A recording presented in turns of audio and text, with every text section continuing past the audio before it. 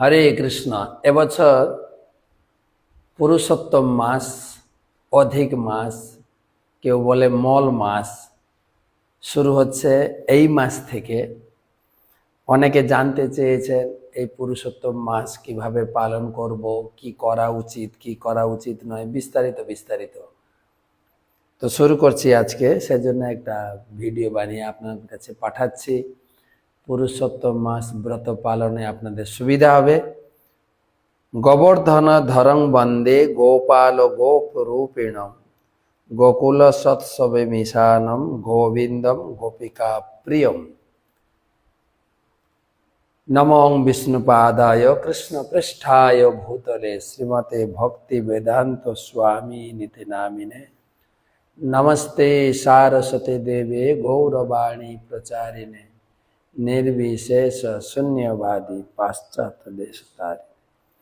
जय श्री कृष्ण चैतन्य प्रभु नित्यानंद श्री अद्वैत गदाधर श्रीवासदि श्री गौर भक्तबिंद। हरे कृष्णा कृष्णा कृष्णा हरे हरे, हरे राम राम राम हरे हरे। प्रति बछर মাস গণনা বা দিন গণনার ক্ষেত্রে কিছু হেরফের হয়। দুই ভাবে মাস গণনা হয়, একটা হচ্ছে চান্দ্র মাস আর একটা হচ্ছে সৌর মাস। চন্দ্র মাসের গণনা পূর্ণিমাতে শেষ, যেরকম বৈশাখী পূর্ণিমা চলে গেছে, নরসিংহ চতুর্দশীর পর দিন বৈশাখ মাস শেষ হয়ে গেছে, কিন্তু সৌর গণনায় এখনো বৈশাখ মাস আছে। সৌর গণনায় মাস গণনা হয় সংক্রান্তির পর থেকে, যেরকম বৈশাখ সংক্রান্তি হবে তারপরে জ্যৈষ্ঠ মাস শুরু হবে। এটাকে বলে সূর্য গণনা। আর চন্দ্র গণনা অনুযায়ী পূর্ণিমাতে মাস শেষ, পরের দিন থেকে নতুন মাস শুরু। এভাবে দুটো চন্দ্র গণনা সৌর গণনাকে ব্যালেন্স করতে গিয়ে প্রায় 10, 11, 12 দিন বেরিয়ে আসে সারা বছরে। তাহলে 3 বছরের মাথায় একটা মাস বেরোবে, যেটাকে বলে মল মাস। সাধারণত কর্মকাণ্ডী লোকেরা একে মল মাস বলে এই কারণে যে সব মাসে কিছু না কিছু তিথি পর্ব রয়েছে। বৈশাখ মাসে তুলসীতে জল দান, অক্ষয় তৃতীয়া, অনেক কিছু। জ্যৈষ্ঠ মাসে আসবে স্নান পূর্ণিমা, আষাঢ় মাসে আসবে রথযাত্রা, শ্রাবণে ঝুলন, তারপরে আসবে আপনার জন্মাষ্টমী, রাধাষ্টমী, কার্তিক, পরপর চলতে থাকে। তাহলে প্রত্যেক মাস সারা বছরের উৎসব অনুষ্ঠানগুলো ভাগ করে নিয়েছে। তাহলে এই যে একটা মাস বেরিয়ে আসে, এর জন্য তো কোনো কিছু নেই, সেই জন্য আর কি মল মাস বা পরিত্যক্ত মাস। এই মাসে কোনো কিছু করা যায় না ওরা বলে। সেইভাবে সেই মল মাস দেখেন, গঙ্গা যেরকম জল তার মূর্তি আছে, সূর্য একটা অগ্নিপিণ্ড তার মূর্তি আছে, বায়ু দেবতার মূর্তি আছে, সেরকম মাসেরও অধিদেবতা আছে। তখন মল মাস তিনি ভগবান কৃষ্ণের কাছে গিয়ে কাঁদোমাদো হয়ে বললেন, প্রভু আমার সময়তে বা আমার মাসে কোনো তিথি অনুষ্ঠান নেই, আমি কি করে থাকব? সমস্ত লোক আমাকে পরিত্যাগ করবে। অত্যন্ত দুঃখ কাতর হৃদয়ে ভগবানের কাছে নিবেদন করতে ভগবান তার প্রতি প্রসন্ন হয়ে বললেন, সে কি গো, তোমার মাসটাকে সব মাসের থেকে বেশি প্রসিদ্ধ করব। তোমার মাস আমার নামে প্রসিদ্ধ হবে, আমার নাম পুরুষোত্তম, তাই এই মাসের নাম বৈষ্ণব জগতে প্রসিদ্ধ হবে পুরুষোত্তম মাস। আমার নিজের নাম রাখলাম। এমনকি 12 মাসের ভিতরে 3টে মাস গুরুত্বপূর্ণ, বৈশাখ মাস, মাঘ মাস, কার্তিক মাস। কিন্তু এই 3 মাসের ভিতরে কার্তিক মাস শ্রেষ্ঠ। কিন্তু পুরুষোত্তম মাস কার্তিক থেকেও শ্রেষ্ঠ। কার্তিক মাসে শাস্ত্রে বলা হয়েছে, কেবল ভগবানকে দীপ দেখালেই ভগবান প্রেম পর্যন্ত দিয়ে দেবে। ভগবান সেই ভক্তের কাছে ঋণী হয়ে যায়। কার্তিক মাসে ভগবান শুধু ভক্তি দান করেন, কিন্তু পুরুষোত্তম মাসে কার্তিক মাসের থেকেও অধিক ফল লাভ করবেন, অধিক ফল। বিভিন্ন কথা আছে, তবে কার্তিক মাসে আপনি কি করবেন কি করবেন না সেটা আমি সংক্ষেপে একটু বলে দিই। তারপরে এই মাসের আমার ক্লাসের ভিতরে মাঝে মাঝে কিছু কার্তিক মাসের বা এই পুরুষোত্তম মাসের মহিমা বলবো। এই ভিডিওটা আমি বেশি বড় করতে চাইছি না। কি করবেন আর শুরু হচ্ছে কবে? সাধারণত আমাদের ক্যালেন্ডারে 17ই মে থেকে 15 জুন এই এক মাস পুরুষোত্তম ব্রত। তা আপনি সংকল্প করতে পারেন আগের দিন, মানে 17 তারিখের আগের দিন রাতে অথবা পরের দিন, যে বিষ্ণু ওম তৎসদ্য। যদি পরের দিন করেন পুরুষোত্তম মাস শুরু হচ্ছে, পুরুষোত্তম মাসে প্রথম পাদে নাম গোত্র বলবেন, শ্রীকৃষ্ণ প্রীতিকাম অহম পুরুষোত্তম মাসম করিষ্যে। প্রতিদিন কি বলে এই সংকল্প করে আপনি রাধারানীর কাছে, সখীবৃন্দের কাছে, মহাপ্রভুর কাছে প্রার্থনা করবেন যেন আমি ব্রতটা ভালো করে করতে পারি। কি করবেন বলা হয়েছে? প্রতিদিন ব্রহ্ম মুহূর্তে স্নান করবেন। যারা আমরা তো করি, ব্রহ্ম মুহূর্ত সূর্যোদয় আগে 1 ঘন্টা 36 মিনিট আগে, এর মাঝখানে সূর্যোদয় যদি আপনার এখন কত 4:30 পৌনে 5টায় হয়ে যায়, জানি না, টাইমটা দেখে নেবে। ধরুন আপনার 3:30 থেকে বা 3টা থেকে ব্রহ্ম মুহূর্ত শুরু হয়ে যায়, আপনি ঠিক সূর্যোদয়ের আগে আপনি স্নান করবেন, মঙ্গল আরতি করবেন। তারপরে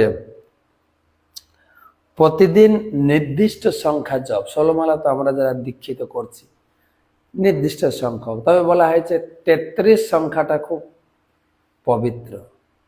আপনি প্রতিদিন 33 মালা জপ করতে পারেন, অথবা পারতপক্ষে 16 মালা তো করি, 18, 20, 25, 33 মালাও জপ করতে পারেন।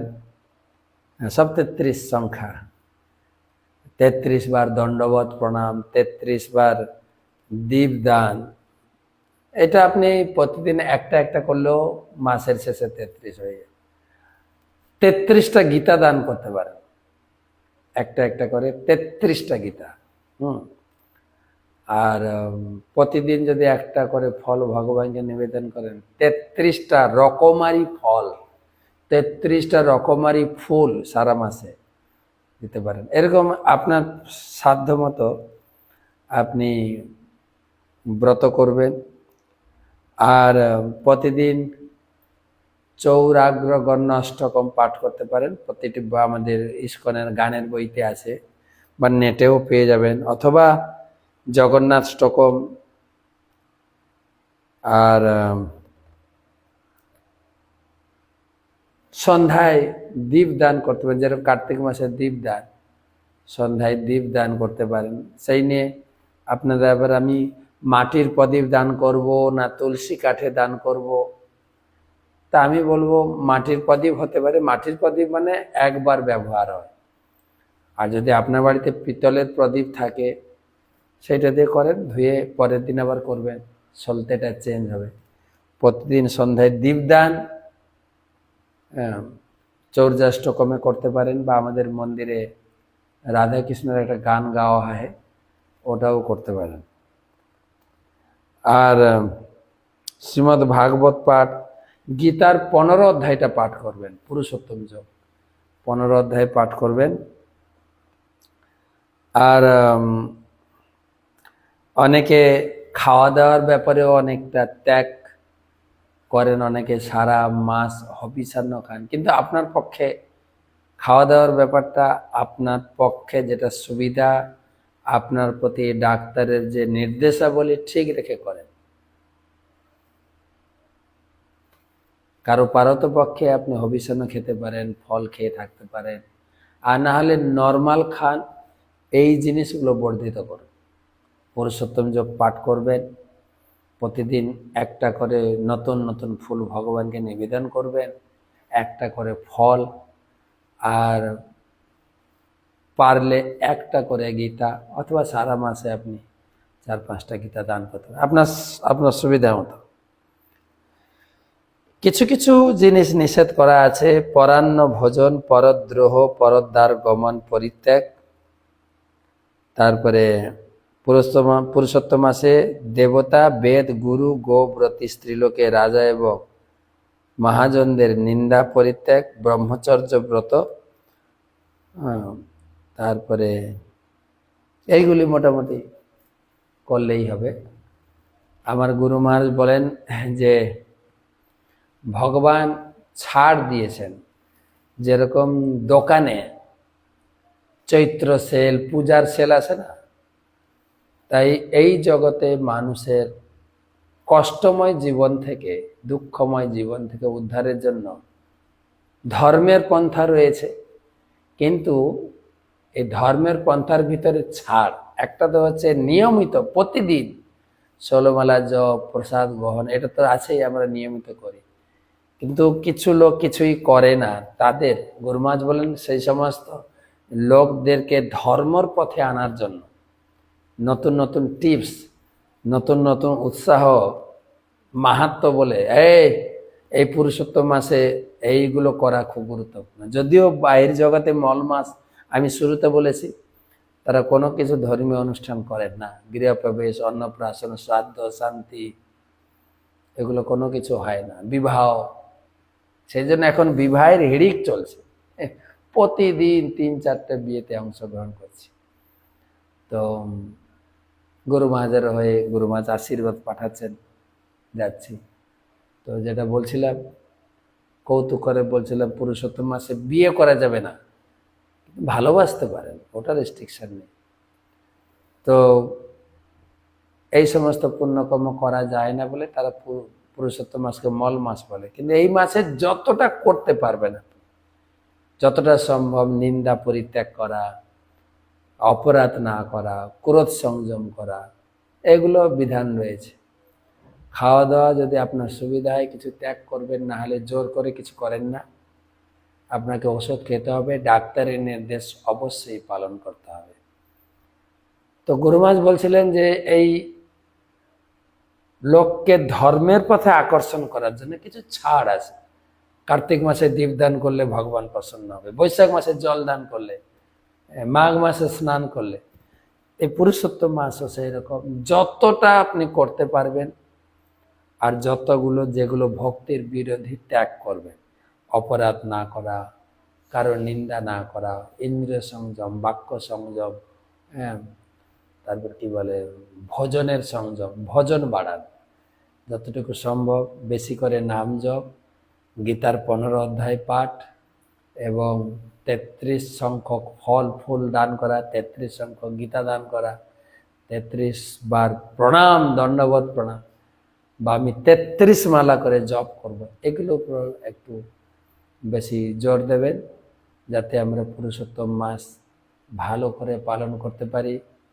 সব কিছুর মূল নীতি হচ্ছে, যেটা পুরাণে বলা হয়েছে, সততং স্মর্তব্য বিষ্ণুম বিস্মর্তম্র না জাত উচিত। সবসময় ভগবানকে মনে রাখার চেষ্টা কর, সেটাই হচ্ছে পুরুষোত্তম মাসের উদ্দেশ্য।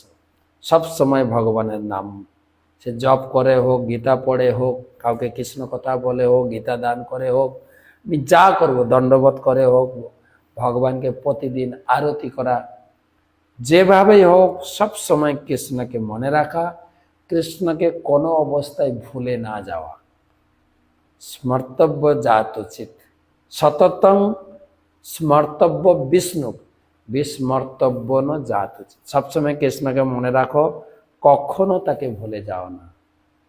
সর্বে বিধি নিষেধাস, সমস্ত বিধি নিষেধ নিয়ম ব্রতের এটা হচ্ছে মূল জিনিস।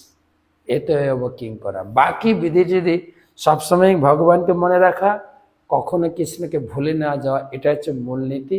বাকি সব খাওয়া দাওয়া, এটা ওটা, এগুলো সেই নীতির দাস দাসী। তো ভগবানের কাছে প্রার্থনা করি, রাধারানীর কাছে প্রার্থনা করি, সকলে ভালো করে পুরুষোত্তম ব্রত পালন করুন, গুরু বৈষ্ণবের সেবা করুন।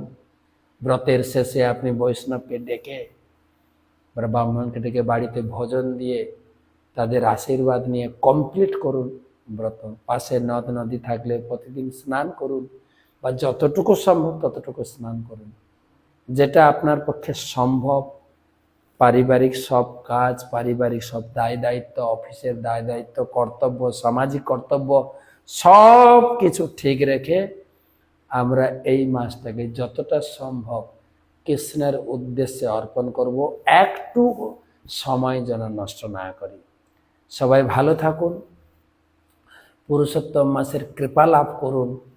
অধিক অধিক ভক্তের কাছে এই ভিডিও পাঠিয়ে দিন, সবাই পুরুষোত্তম ব্রত লাভের সুযোগটা নিক। হরে কৃষ্ণ।